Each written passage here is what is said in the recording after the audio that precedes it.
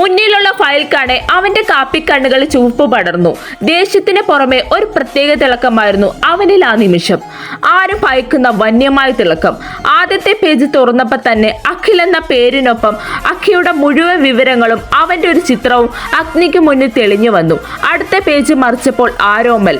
അഗ്നി ശ്വാസം ഒന്നാഞ്ഞു വലിച്ചു. വിനോദ്, ഇവനൊരു പെങ്ങളുണ്ടല്ലോ. അവളുടെ ഡീറ്റെയിൽസ് എവിടെ? ഇതിൽ കാണുന്നില്ലല്ലോ. ആ ശബ്ദം ശാന്തമായിരുന്നെങ്കിലും അതിൽ ഗൗരവം നിറഞ്ഞു നിന്നിരുന്നു. ആ വാക്കുകൾ മൂർച്ചയേറിയതായിരുന്നു. വിനോദ് ഇങ്ങനെ ഒരു ചോദ്യം പ്രതീക്ഷിച്ചിരുന്നില്ല. സാർ, അത് പിന്നെ... വിനോദിന്റെ ശബ്ദം ഒരു വേള ഇടറിപ്പോയി. എന്ത് പറയണമെന്നറിയാതെ പതറിപ്പോയിരുന്നു അവൻ ആ നിമിഷം. അന്വേഷിച്ചു കാണില്ല അല്ലേ വിനോദ്? കൊടുങ്കാറ്റിന് മുമ്പുള്ള ശാന്തതയായിരുന്നു അവനിൽ ആ നിമിഷം. എന്നാൽ ഇപ്പോൾ ആ ശാന്തത മാറി അവന്റെ ശബ്ദം വല്ലാതെ ഉയർന്നുപോയി. 3 പേരുടെ ജാതകം വരെ എനിക്കറിയണമെന്ന് ഞാൻ പറഞ്ഞതല്ലേ, എന്നിട്ടെവിടെ? അവന്റെയൊക്കെ വീട്ടിലുള്ളതാരായാലും കൊച്ചു കുഞ്ഞാണെങ്കിലും എനിക്ക് വേണമെന്ന് പറഞ്ഞതാണോ? അഗ്നിയുടെ ശബ്ദം അവിടെ മുഴങ്ങിയിരുന്നു. ഇതുപോലൊന്നും ഉണ്ടാക്കാനാണെങ്കിൽ നിന്നെയൊക്കെ ഇവിടെ നിർത്തിയിരിക്കുന്നത് എന്തിനാ?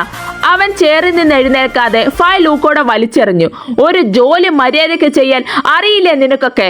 ദേഷ്യം കൊണ്ട് അവൻ പറയുന്നത് പ്രവർത്തിക്കുന്നതും എന്താണെന്ന് പോലും അഗ്നി ആ നിമിഷം ചിന്തിച്ചിരുന്നില്ല. ഫയൽ നിലത്ത് വീണ് ചിന്നിച്ചിതറി. പെട്ടെന്ന് അവന്റെ ആ ഭാവത്തിൽ വിനോദ് പേടിച്ചുകൊണ്ട് താഴേക്ക് കുനിഞ്ഞ് അതെടുക്കാൻ തുടങ്ങി. ഓരോ പേജുകൾ പറക്കിയെടുക്കുന്ന കൂട്ടത്തിലാണ് അഗ്നിയുടെ കണ്ണുകൾ ആ ഒരൊറ്റ പേജിൽ ഉടക്കിയത്. അഗ്നിയുടെ കണ്ണുകൾ ഒരു നിമിഷം ഒന്ന് ചുരുങ്ങിപ്പോയി. Vinod, wait 1 second. അഗ്നിയുടെ ശബ്ദത്തിലെ മാറ്റം തിരിച്ചറിഞ്ഞുകൊണ്ട് അവൻ തലയുയർത്തി നോക്കി. അവൻ ചേറിൽ നിന്ന് എഴുന്നേറ്റ് പെട്ടെന്ന് വന്ന് വിനോദിന്റെ കയ്യിൽ നിന്ന് ഫയൽ പിടിച്ചു വാങ്ങി. 3ാമത്തെ പേജ് തുറന്നു നോക്കിയതും അവന്റെ ഹൃദയമെടുപ്പ് വല്ലാതെ കൂടി. കണ്ണുകൾ വല്ലാതെ വികസിച്ചു പോയി. ചുണ്ടുകൾ ആ പേര് മന്ത്രിച്ചു. ശ്രീജിത്ത് മംഗലത്ത് ഗ്രൂപ്പ്സ്. അഗ്നി ഒരു വേള ആ പേരിൽ കുടുങ്ങിപ്പോയി. ചലിക്കാൻ പോലും മറന്ന് നിന്നുപോയി. അവനിൽ പരിഭ്രാന്തി നിറഞ്ഞു വല്ലാത്ത സംശയം ഉടലെടുത്തു. ഒപ്പം എന്തിനോ ഭയം നിറഞ്ഞു. ഇവനാണ് ചെയ്തതെങ്കിൽ അവളെ നേടുക എളുപ്പമല്ല. അതിനൊരു തടസ്സമാകുമോ ശ്രീജിത്ത്? മുന്നിലുള്ള തടസ്സങ്ങളെ നീക്കിയിട്ടേ ഉള്ളൂ അഗ്നി. പക്ഷേ ഇതാദ്യമായി അവൻ കാടുകയറി ചിന്തിച്ചുപോയി ആ നിമിഷം. സർ, വിനോദ് വിളിക്കുമ്പോഴാണ് അവൻ ചിന്തകളിൽ നിന്ന് ഉണർന്നത്. അവന്റെ മുഖം ദേഷ്യത്താൽ വലിഞ്ഞു മുറുകി. അവൻ വിനോദിന്റെ ഷർട്ട് കുത്തിപ്പിടിച്ചുകൊണ്ട് അലറുകയായിരുന്നു. ഒരു ജോലി ചെയ്യാൻ പറ്റില്ലെങ്കിൽ അത് ഏൽക്കരുത്.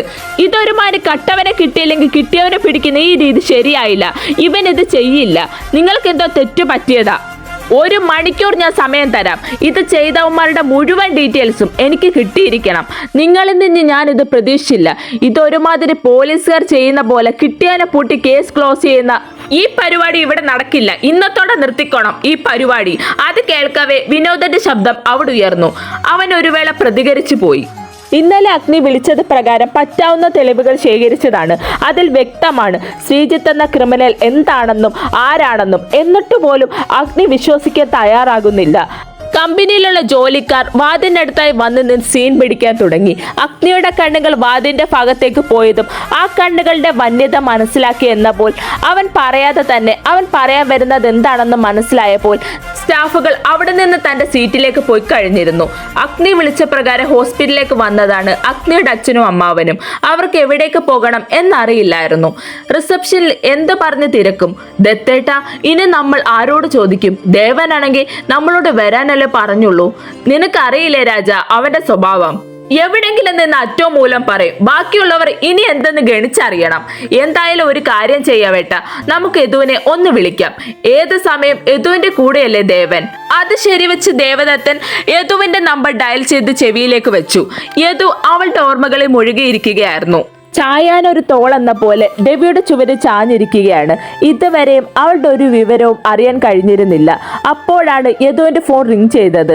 അവളുടെ ചിന്തകളിൽ ആഴ്ന്നിരുന്ന യദു അത് ശ്രദ്ധിച്ചിരുന്നില്ല.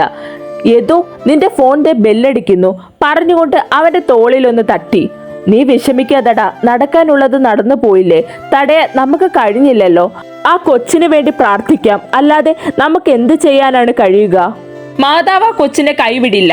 അവന്റെ ഫോൺ പിന്നെ ബെല്ലടിച്ചു. വല്യച്ഛൻ. അവൻ ദയനീയമായി രവിയെ ഒന്ന് നോക്കി. എടുക്ക്, സംസാരിക്ക്. ഹലോ വല്യച്ഛ. അവൻ ICUയിലേക്കുള്ള വഴി പറഞ്ഞു കൊടുത്തു. അവൻ പറഞ്ഞതനുസരിച്ച് അവർ വരുമ്പോൾ രവിയുടെ തോളിൽ ചാഞ്ഞു കരയുന്ന യദുവിനെയാണ് അവർക്ക് കാണാൻ കഴിഞ്ഞത്. അവർ പെട്ടെന്ന് അവൻ അരികിലേക്ക് എത്തി. എന്താ മോനെ? ദത്തൻ ഒരു സംശയത്തോടെ അതിലുപരി വെപ്രാളത്തോടെ അവനെ വിളിച്ചു. അവൻ എഴുന്നേറ്റ് അയാളെ ഇറുക്കി കെട്ടിപ്പിടിച്ചു. കാര്യം പറയടാ, ഞങ്ങളൊക്കെ ഇങ്ങനെ തീ തെറ്റിക്കാതെ. അയാൾ അങ്ങനെ ഒരു യദുവിനെ ആദ്യമായി കാണുകയായിരുന്നു. വർഷങ്ങൾക്ക് മുന്നേ തന്റെ മുന്നിലിരുന്ന് കരഞ്ഞ തന്റെ മകനെയാണ് ആ നിമിഷം അദ്ദേഹത്തിന് ഓർമ്മ വന്നത്. അഗ്നിയെ നേരിൽ കാണും പോലെ, അവന്റെ കണ്ണുകളിലെ വേദന പോലെ. ഇവൻ ഇത്രയും വേദനിക്കാൻ എന്താ ഇവിടെ നടന്നത്?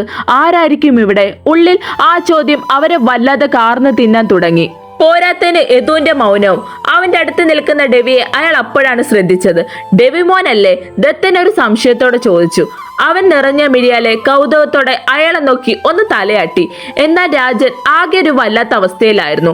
ഐസിയുവിന് മുന്നിൽ വന്ന നിമിഷം അയാളുടെ ഹൃദയം വല്ലാതെ മിടിക്കാൻ തുടങ്ങി. അരുതാത്തതെന്തോ നടക്കുന്ന പോലെ ഒരു ഉൾവിളി അയാളെ തേടി എത്തുന്നുണ്ടായിരുന്നു. മോനെ, നീയെങ്കിലും ഒന്ന് പറ, എന്താ പ്രശ്നമെന്ന്? ആരാ ഇവിടെ? രാജൻ ഇടറിയ സ്വരത്തോടെ ചോദിക്കുമ്പോൾ ഇനിയും മറുപടി പറയാതിരുന്നാൽ അത് ശരിയാകില്ല എന്ന പോലെ അവൻ പറയാൻ തുടങ്ങിയതും ഡോക്ടർ അരുൺ ഐസിൽ നിന്ന് ഇറങ്ങി വന്നതും ഒരുമിച്ചായിരുന്നു. സീതയും ഭദ്രയും ആദിക്കൊച്ചും അടുക്കള തിരക്കേറിയ പണിയിലായിരുന്നു. ഉച്ചയ്ക്ക് ഒരു സദ്യ ഉണ്ടാക്കാനായിരുന്നു അവരുടെ പ്ലാൻ. നാളെ നാട്ടിലേക്ക് മടങ്ങുന്ന സ്ഥിതിക്ക് ഇങ്ങനെ ഒരു പ്ലാൻ തോന്നി നമ്മുടെ ആദിപ്പെണ്ണ് പറഞ്ഞതാ. പാചകമൊന്നും അറിയില്ലെങ്കിലും ആദിക്കൊച്ചിന് കഴിക്കുന്ന കാര്യത്തിൽ നല്ല ചിട്ടയൊക്കെ ഉള്ളത് തന്നെയാണ്. അടുക്കള സ്ലാബിലിരുന്ന് പായസത്തിന് വെച്ചിരുന്ന നട്ട്സ് പറക്കി അമ്മ കാണാതെ വായിലാക്കുന്നുമുണ്ട്. അമ്മ നോക്കുമ്പോൾ ആ കറി അങ്ങനെ വെക്ക്, ഇത് ഇങ്ങനെ വെക്ക് എന്നൊക്കെ പറയുന്നുണ്ട്. ഒരു പണി ചെയ്യുകയില്ല, ചെയ്യുന്നവരെ കൊണ്ട് ചെയ്യിക്കുകയില്ല. ഇങ്ങനെ ഒരെണ്ണം തലേ കൈ വെച്ചുകൊണ്ട് സീത ഭദ്രയുടെ പറയുകയാണ്. ഇവളെയൊക്കെ കെട്ടുന്നവന്റെ കാര്യം എന്റെ ദൈവമേ, വെള്ളത്തിൽ വരച്ച വര പോലാകുവേ. അമ്മ ഫുൾ സ്റ്റോപ്പ് ഇല്ലാതെ അങ്ങനെ പറഞ്ഞുകൊണ്ടിരുന്നു. അല്ലെങ്കിൽ അമ്മമാർ അങ്ങനെയാണല്ലോ, ആട്ടാൻ കിട്ടുന്ന ഒരവസരവും പാഴാക്കില്ലല്ലോ. അതിനൊന്നും എനിക്ക് ടെൻഷനില്ല. കാരണം എന്റെ ദേവേട്ടൻ എന്തായാലും പട്ടിണി കിടക്കാനൊന്നും പോകുന്നില്ല. അതുപോലെ എന്നെ കിടത്തില്ലായിരിക്കും. അതുകൊണ്ട് ഓർഡർ ചെയ്ത് അങ്ങ് വാങ്ങിക്കഴിക്കും. അവസാനം പറഞ്ഞത് കുറച്ച് ഉച്ചത്തിലായി പോയി. നിനക്കതേ പറഞ്ഞിട്ടുള്ളൂ. അമ്മ കയറി ഗോൾ അടിച്ചു. അവളാണെങ്കിൽ വായി നട്സുള്ള കാര്യം തന്നെ മറന്നുപോയി. അമ്മ പറയുന്നത് കേട്ട് വായും തുറന്നിരിക്കുകയാണ് പെണ്ണ്. അമ്മ വല്ലതും കേട്ട് കാണുമോ? അതാണ് അവളുടെ ചിന്ത. പെട്ടെന്നെന്തോ ഓർത്ത പോലെ അതുപോലെ മുന്നോട്ട് നോക്കുമ്പോൾ കാണാം ചട്ടുകമായി നിൽക്കുന്ന അമ്മയെ. പിന്നെ ഒരു ടോമജർ ഫൈറ്റ് തന്നെയായിരുന്നു അവിടെ നടന്നത്.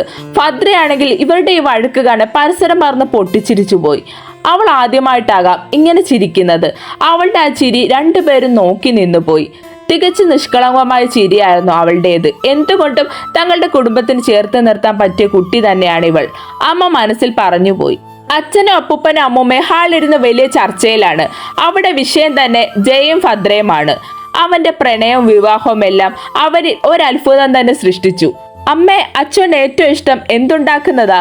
സീത ഉണ്ടാക്കുന്ന പാൽപായസത്തിലേക്ക് നോക്കി അവൾ ചോദിക്കുമ്പോൾ അവർ അത്ഭുതത്തോടെ അവളെ നോക്കി. അവനിൽ നിന്ന് ഇത്രയും വേദന അവൾ അനുഭവിക്കേണ്ടി വന്നിട്ടും അവളുടെ കണ്ണുകളിൽ അവനോടുള്ള പ്രണയം മാത്രമാണ് അവർക്ക് കാണാൻ കഴിഞ്ഞത്. അവളുടെ ആ ചോദ്യത്തിൽ തന്നെ ഉണ്ടായിരുന്നു അവനോടുള്ള പ്രണയം.